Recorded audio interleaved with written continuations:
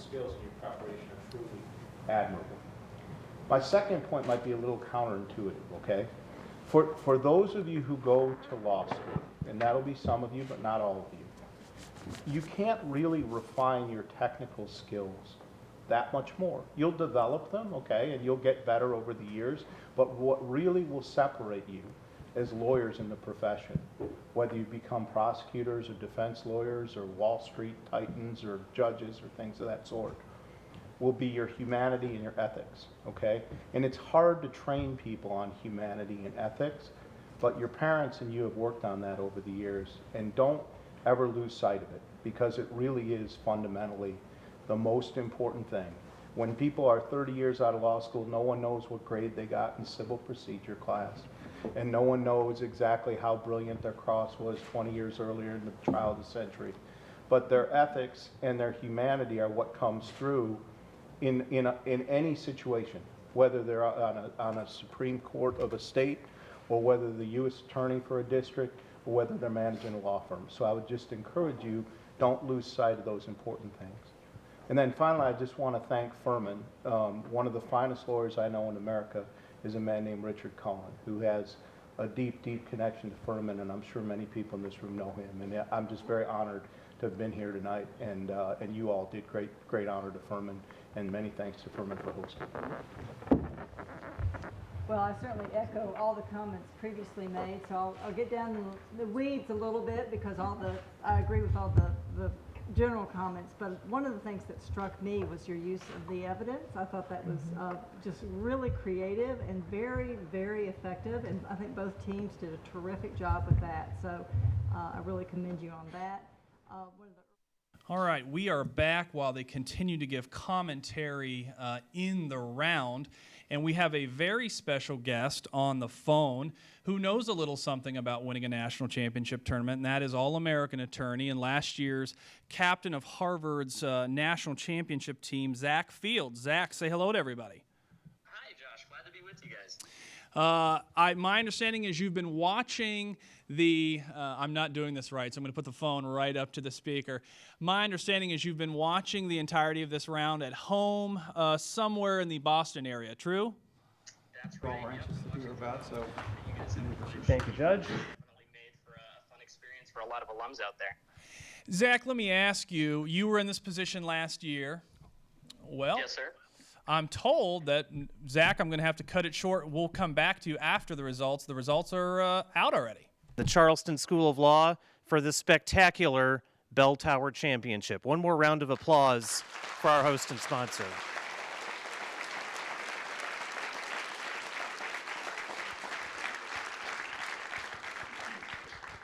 As is tradition, we want to first recognize the students competing in this round. First, for the state, the University of Virginia. Our witnesses, Officer Wheeler, portrayed by Darby Hobbs.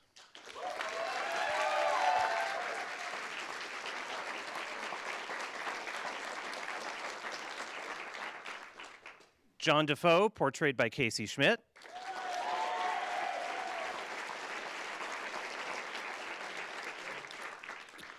And Dakota Monsager, portrayed by Dennis Toncelli.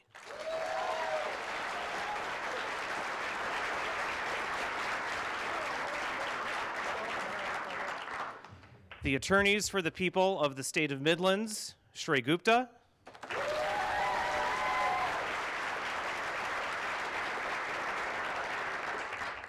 Alexander Piacenti.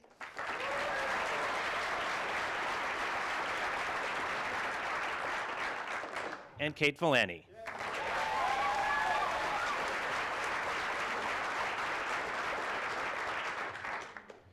In our case material set forth that the defendant was represented by the Midland State Public Defender's Office.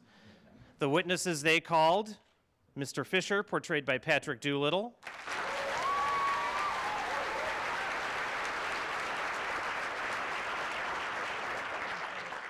Ms. Strombaum, portrayed by Eleanor Rundy.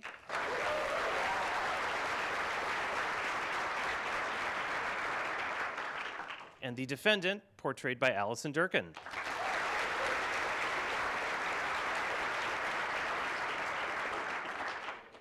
Her capable attorneys, Raymond Zhu,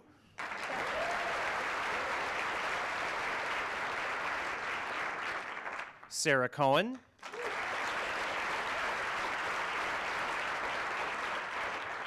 and Daniel Stern.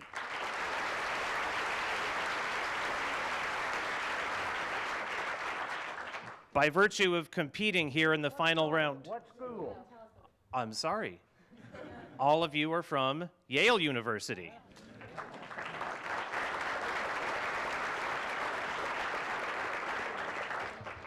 By virtue of competing here in the final round, all 6 of you, along with everyone else who scored points for your teams on the other side of the case this weekend, are AMTA Intercollegiate All-American attorneys and witnesses, respectively. Congratulations.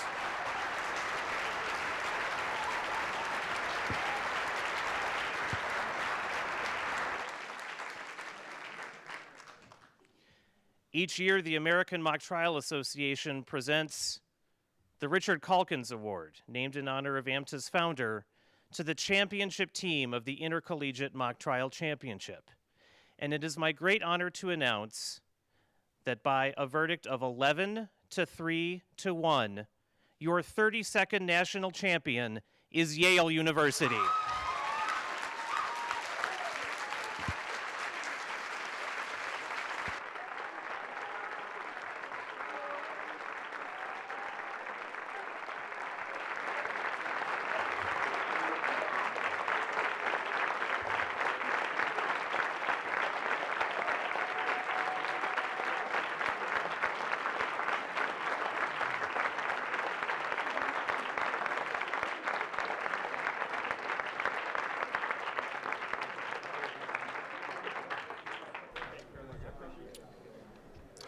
Okay, and we are back live just off the side of the courtroom where you just saw at home the 32nd annual National Championship Trial. Final round has been completed, and your 2016 national champions are Yale University.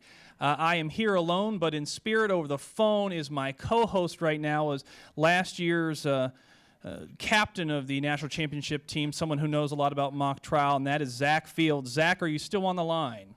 I am, yes, sir. I actually didn't captain last year. I want to clarify that one, but I don't want to step on any toes, but you have been a captain. You've been an All-American. Yes, during sir. the break, you and I spoke, and your prediction was? My prediction was that Yale would win. I thought that they had a very charismatic round. I thought, Dan and Ray and Sarah did a great job, I thought, as attorneys for the defendant in sort of making the trial fun. And I think that makes a huge difference, not just to the mock trial types, I think, as Dr. Halva Neubauer was saying, but, I think to anybody who's watching a trial in the jury box all day, you want to see something fun and exciting. And I think that Yale definitely did that today. And we talked about that earlier in the evening. There's a calculated risk when there's a death involved, certainly the death of a police officer. Virginia obviously took a more somber tone. They didn't bring up a lot of character witnesses. They didn't tell a lot of jokes. Risk worth taking, obviously, here? I think it was. And, I actually saw Yale in a scrimmage against Harvard here in Boston last weekend. And I can tell you that I think that they would have been ready to adjust had Virginia come out with perhaps an even more somber case with more tears from the witness stand, or if they had been funnier. But I think that Yale basically tried to balance whatever Virginia was doing in the first half of the trial. So they saw it was somber, they saw it was slow. And my guess is that Dan said it, halfway through the trial, we got to kick this thing up, we got to make it fun. And I think that they definitely nailed doing that. Yeah. And so, the round we saw last year in Cincinnati, the Yale team we saw there is the same team we saw here, right? 5 of the 6 competitors were in that final round last year. That's right. Yeah, it's basically the same team back again. I think all 5 of them are even better this year than they were a year ago. So this team certainly was experienced walking into the final round. Well, Zach, I thank you for your input. I'm going to cut you off there because we have a member of the 2016 National Championship team here with us. But very much thanks for your input, and have fun up there in Cambridge. Hi, Zach. Definitely. And congrats to you, Dan. Congrats, guys. Very happy. Raymond. It's actually Raymond, but Ray, congrats, Ray. we'll convey that to Dan as well. Thanks, Zach. Yep. All right. How do you feel? Happy.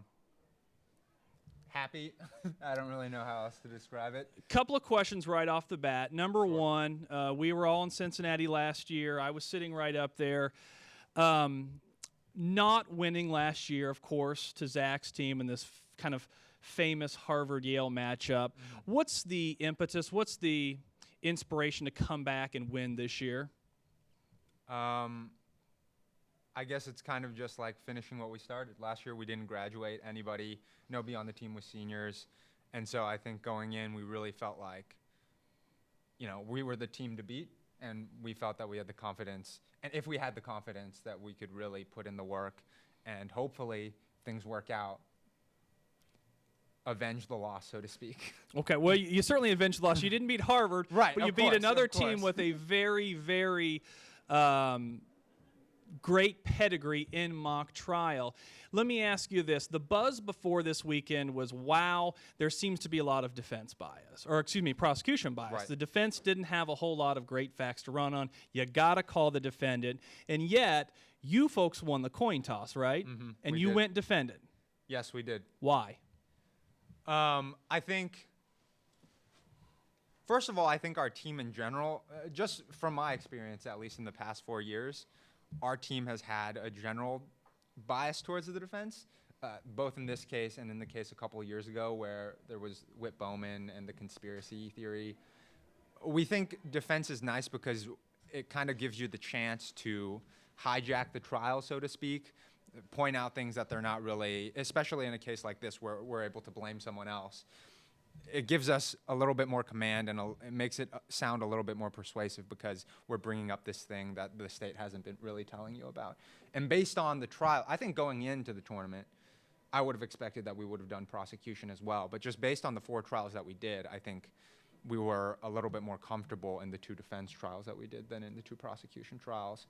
And so we were a little bit nervous because obviously last year we chose defense and it didn't grow great, but I think at the end of the day we decided that that was the best choice to make.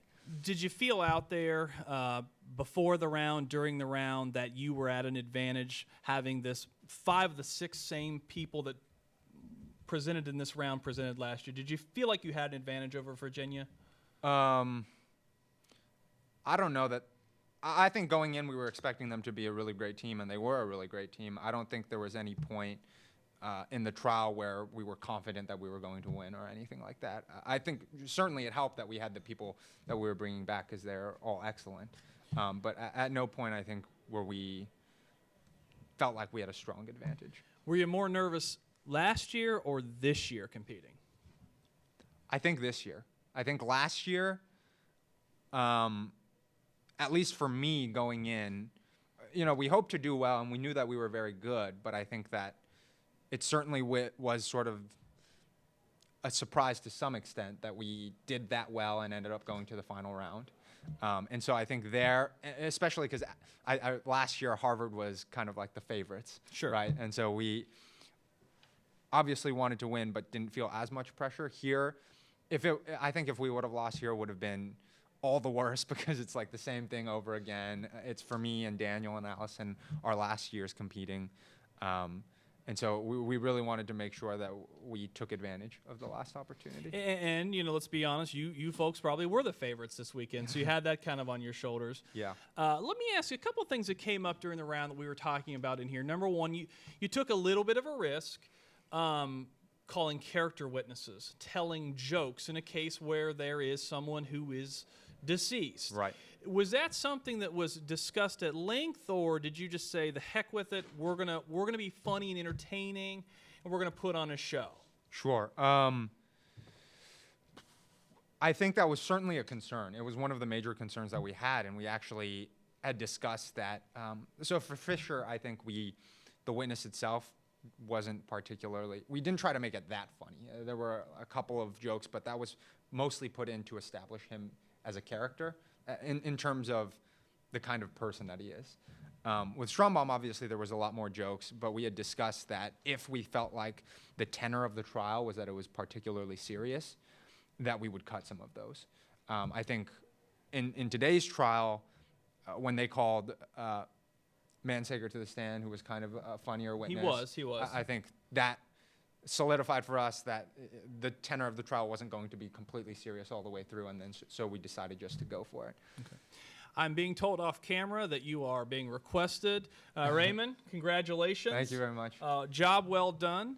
I appreciate and it. I think they probably want you for photos and other Thank you very much. other businesses. Thank you very much. We're back here looking at a live picture of the courtroom where we've just seen Yale with their first American Mock Trial Association National Championship Tournament crowned just moments ago. We've spoken with a representative, Raymond Zhu of Yale University. We're hoping to speak with someone from the University of Virginia shortly. I believe Jonathan Woodward is out and about trying to locate someone from the University of Virginia. And she's on her way in. But again, you know, for those of you who didn't hear the result, it was Yale over Virginia. It was 11-3-1. That means 11 wins, 3 losses, and a tie. So it was a pretty convincing win.